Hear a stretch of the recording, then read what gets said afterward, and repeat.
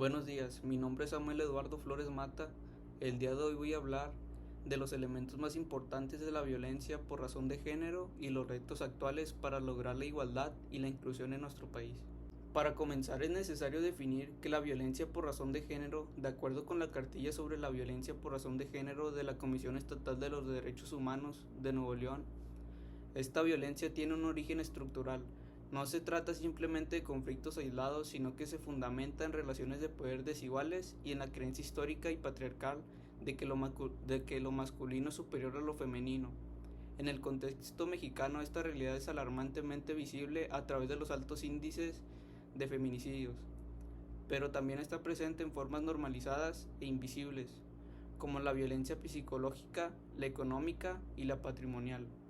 Un aspecto crucial en la actualidad es cómo la violencia se ha trasladado al espacio digital. Los autores García Barrera y Bauza Reilly explican cómo el derecho y la tecnología colisionan en este ámbito. La violencia digital cibernética, que incluye ciberacoso y la difusión de contenido íntimo sin consentimiento, es una forma moderna y devastadora de violencia que afecta principalmente a mujeres y niñas. Aunque en México hemos tenido avances significativos como la Ley Olimpia, el reto de actualizar al marco legal a la velocidad que avanza la tecnología sigue siendo enorme. A esto se le suma el problema de la violencia institucional. En nuestro sistema de justicia, muchas víctimas se enfrentan a las autoridades que las victimizan al intentar denunciar, cuestionando aspectos irrelevantes como su vestimenta o comportamiento. Erradicar esta barrera institucional es un paso indispensable para garantizar el acceso a la justicia. Pasando a otro tema, debemos analizar los retos de la igualdad y la inclusión al hablar de género. Es indispensable abordar la violencia y discriminación hacia la diversidad sexual. Los autores Flores Dávila y Masis Doaye exponen que en México la orientación sexual y la identidad de género continúan siendo motivos de una profunda exclusión social. La homofobia, lesbofobia, bifobia y transfobia limitan gravemente el acceso al trabajo, a la educación y a la salud. El reto aquí es comprender que la inclusión no significa simplemente tolerar al otro. La verdadera inclusión requiere garantizar plenamente los mismos derechos y el respeto a la dignidad de todas las personas. Una de las herramientas más importantes para fomentar esta inclusión es el uso que hacemos a nuestras palabras. A través del Manual de Comunicación No Sexista de Claudia Huichar Bello, para las mujeres aprendemos que el lenguaje construye realidades.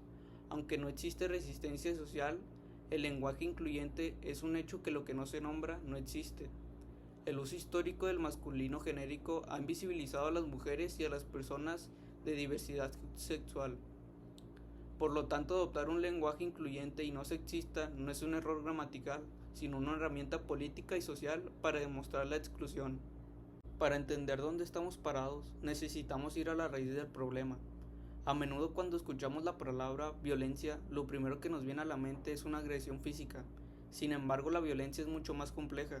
De acuerdo con la cartilla sobre la violencia por razón de género de la Comisión Estatal de los Derechos Humanos, esta violencia tiene un origen estructural, es decir, no son simples conflictos entre dos personas, sino el resultado de relaciones de poder históricamente desiguales. Esta desigualdad se sostiene en el patriarcado y en la creencia errónea de que lo masculino tiene un valor superior a lo femenino.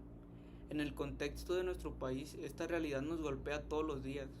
La manifestación más extrema y dolorosa son los altos índices de feminicidios que vivimos en México.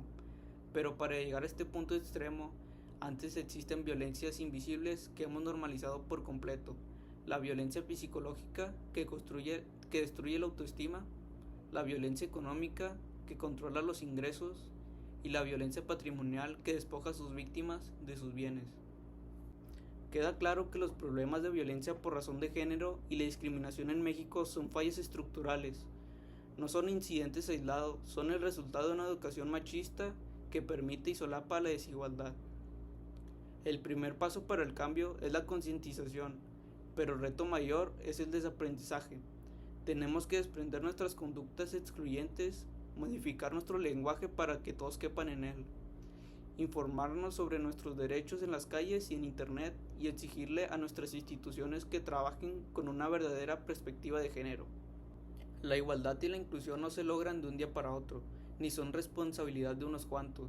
Todos y todas, desde el lugar en el que estamos, tenemos el poder y la responsabilidad de romper ciclos de violencia. Y esto sería todo. Mi tema fue violencia por razón de género, retos de la igualdad e inclusión.